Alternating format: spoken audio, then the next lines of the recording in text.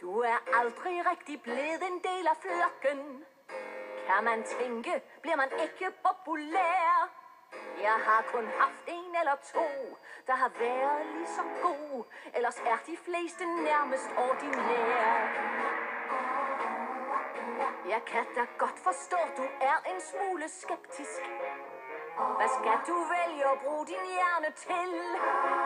Men du ved, vi ikke kan tage tanken om et nederlag. Vi skal have den sejr, koste hvad det vil.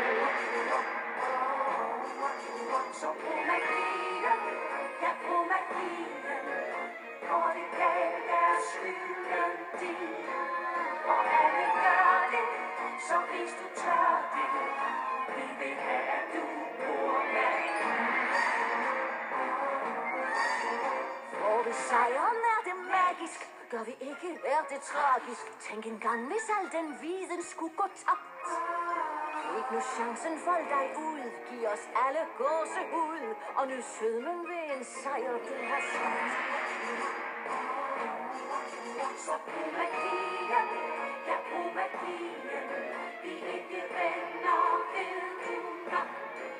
Så brug din hjerne, vi ser gerne, at Canterlot skal blive nummer. Mit forslag er utrolig enkelt og giver gevinst for alle.